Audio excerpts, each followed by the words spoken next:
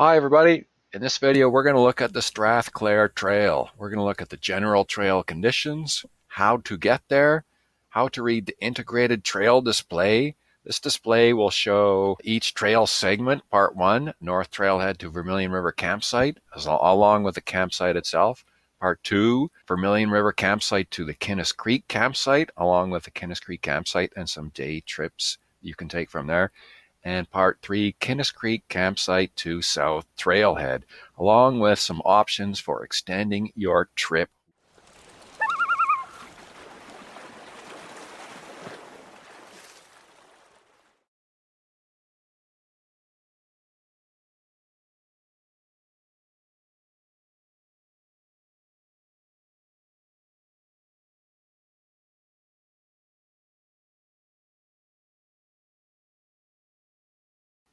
Strathclair Trail is really an underused trail. There's lots of reasons why somebody should use this trail. It has a variety of terrain we'll look at right away.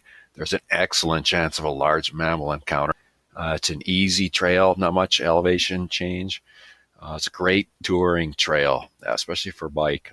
Like the trail is hard and dry, which means it's fast, and you can cover a lot of ground quickly. And there's off-trail exploring opportunities.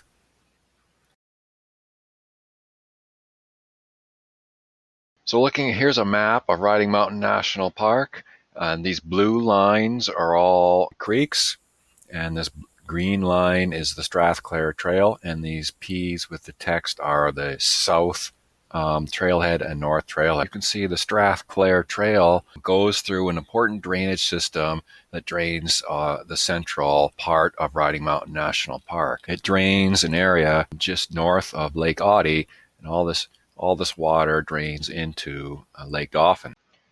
And you can see here, looking at this 3D map of the trail, this front yellow dot is the North Trailhead, and this far yellow dot is the South Trailhead. You can see the Kinnis Creek drainage through the middle here, down here. And the trail mostly follows the Kinnis Creek drainage to the Kinnis Creek campsite, and then follows a series of meadows to the South Trailheads. So it follows the drainage. It comes out of it at Kinnis Creek campsite and follows a series of meadows through to the South Trailhead. Let's examine the Strathclair Trail more closely. So in this map, the top end of the map is pointing towards the north. The trail is divided into 3 sections in this video, from Keld Park to Vermillion campsite, from Vermillion campsite to Kinnis Creek campsite, and from Kinnis Creek campsite to the Bison Compound parking lot. So we're going to travel this trail from the north end to the south end. The trail can really be divided into 2 sections, and we're just going to look at that quickly here. There's a closed forest section. These are the characteristics of that section. I'm just going to highlight the animal sightings. You have a very high probability of seeing a bear in this closed forest section of the trail. Typically, bears will walk down the trail and eat vegetation in the lush sections of the trail. And I would characterize this trail, the Strathclair Trail, as the highest probability of seeing a bear on any trail in the park. Expect to see a bear on this trail and behave accordingly. The meadow section is typically flat and easygoing. But there's very little water in this section. Make sure you have water in this portion of the Strathclair Trail.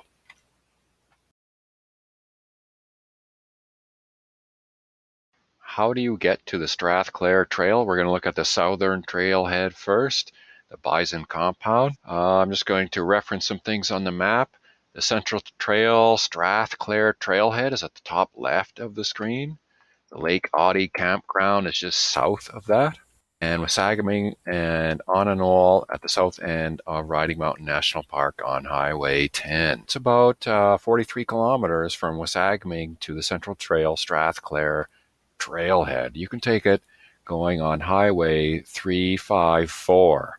That would be the fastest way. You could take the Lake Audy Road off Highway 10 to there, but only during the summer. The Lake Audy Road from 61A to the Bison Compound is closed during the winter. The South Trailhead has a few amenities, lots of parking, signboards showing the Strathclair Trail and the Central Trail, and it has half an outhouse if you follow this little trail with the two persons on the sign. And maybe you'll see a bison on the way in. How to get to the north trailhead of Strathclair Trail. So I'm just going to reference a place on the map, Dauphin. From Dauphin, you can take Highway 10 west until you hit Provincial Road 274 and then turn south.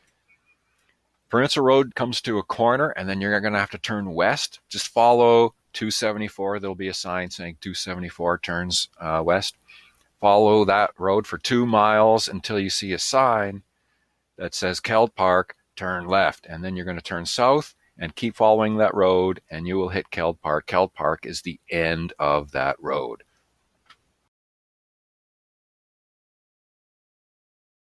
Keld Park is a beautiful park located at the Strathclair Trail North Trailhead. It has fire pits, picnic tables, garbage cans, picnic shelter, bathroom, horse corral.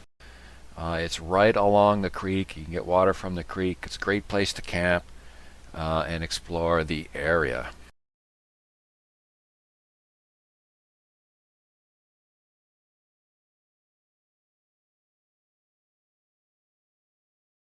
Before we explore the trail using an integrated format here, let's try to make sense of this screen and what it's showing. So in this area here, you're going to see a Google Earth flyover of the trail. Okay, so this green line that you'll see across the screen will be the actual Strathclair Trail. This red arrow here and in this top left window here are the position indicator. It shows where you are looking at the trail right there. And there's also a position indicator on this elevation window down here that you'll see move across the screen. It'll show where that position is and what the elevation is at that time. Okay, continuing on with the Google Earth flyover. Creeks do not show up as blue or rivers, but you'll see like the area that has been worn away by the water. So that's a creek there. And for the colors, the light colors are generally meadows. Any light green or grays or browns you can interpret as meadows, or shrubs, like low shrubs. And the dark green colors, like the dark green colors here and down here, those are trees, either deciduous or coniferous. So that's how we can tell the difference in landscape. And we'll be moving from north to south. So in this window, we'll be moving up. Now, in this bottom window, this is the elevation data of the trail segment. And the point on the trail where the red arrow is located. So wherever this red arrow is located here and shown here will be shown here at a particular elevation. Now, the start point and the end point of this segment will be labeled here. So we're going to move from left to right on this window all the time. So we're going to start at Keld Park. And the Keld Park elevation is down here, and you can read it from the numbers on the side of the graph. The end segment is coded. So this is VR. This is Vermillion River. This will be the first campsite that we encounter going south, Vermillion River campsite. Here we can see the elevation data of that segment. It's just a summary. So from Keld Park to Vermillion River campsite, the elevation gain is 65 meters. And the elevation lost is 25 meters with a net gain of 40 meters elevation. So this will give you an idea what the trail is like in each segment. Okay, the distance of the segment from Keld Park to Vermillion River campsite is about 5 kilometers. The distance of each segment will be located there. Okay, now in this top left window, this is an overhead view of the entire trail. So the north trailhead, Keld Park, which is right here, will be at the top, and the south trailhead will be at the bottom, and the campsites are listed here, along with the total trail distance, 23 kilometers. The segment distance is also listed here. And last, this left window here, this is a stop motion animation of the trail. So this is what the trail actually looks like at the point where the red arrow is along the trail. So you can match what the trail looks like with an overhead map, with a flyover, and with elevation data. So we can combine these 4 things in this video. So that's how you can read this display.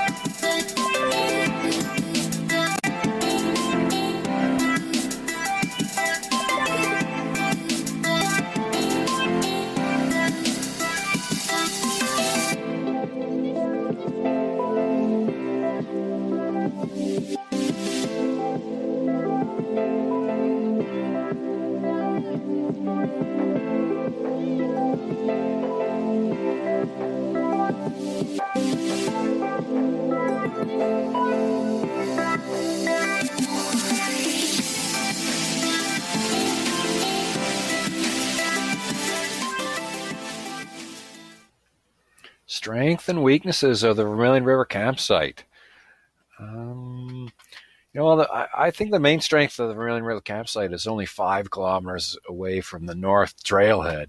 So what does that mean? If you want to come in here, you want to get a quick night in, you can come in here late, and it's only about an hour walk and camp. So you can get a quick trip in here because it's near the end of the trail. All right, so weaknesses of the campsite. It's exposed to west winds, right? It's open to the west, and there's no large spruces for protection like at the Kinnis Creek campsite on this trail. So it's not as protected from bad weather as the other campsite. Yep.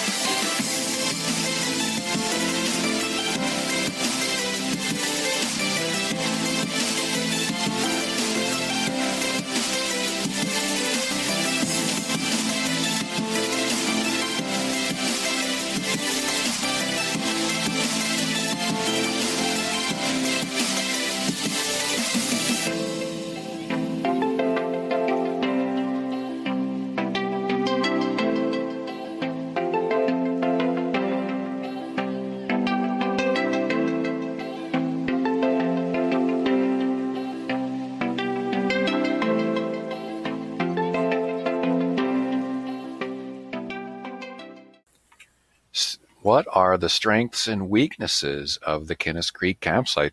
I have to say right off the bat, Kinnis Creek campsite is probably in the top 3 backcountry campsites in Riding Mountain National Park.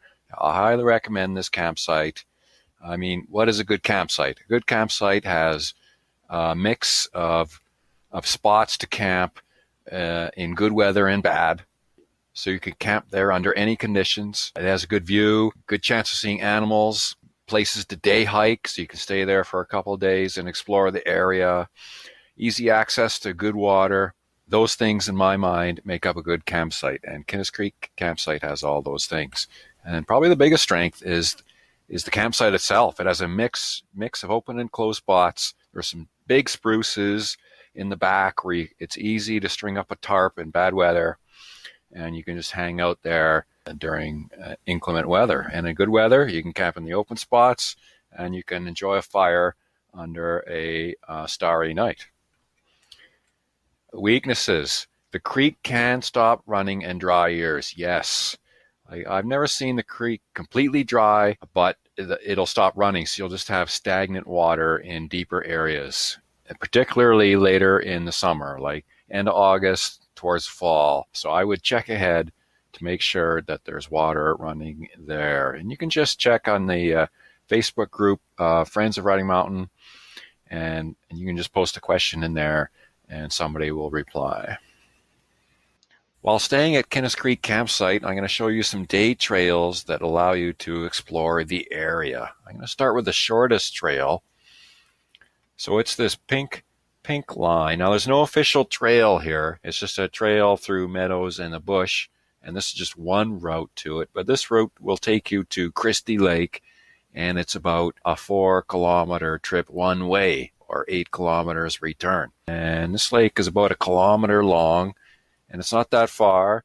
It's about half meadows and half forest. If you have a map and compass and a GPS, you can navigate your way through the series of meadows that will take you to the lake. So that would make a nice afternoon.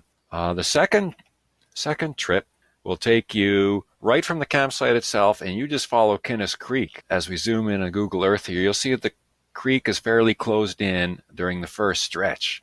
But after a couple of kilometers, it widens out into some nice meadows, and then it gets even wider. These meadows stretch quite a distance, and there's some bare patches here, and then the meadow gets even wider. So, and then into this huge meadow here, which would be nice to explore. It's about 4 or 4.5 kilometers to this large meadow area here.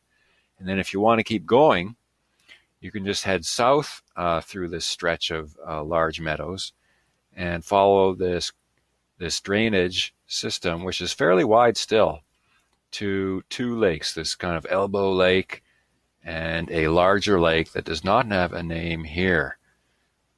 So that's about 8 kilometers to these lakes, or 16 kilometers return. So there's a good day trip. And the last day trip from Kinnis Creek follows the Strathclair Trail north in the beginning until this drainage system here. Then you turn east and just follow the drainage system. And we'll see, again, it's narrow at the beginning, but then the meadows get wider and wider and wider and wider, and it becomes more open. And then you can just follow that down to Cripps Lake, which is about 9 kilometers one way, or 18 kilometers return. So there's 3 day trips you can take from Kinnis Creek campsite to Cripps Lake, 9 kilometers, to Christie Lake, 4 kilometers, or to these twin lakes here, about 8 kilometers. So there's lots of places to explore from the Kinnis Creek campsite.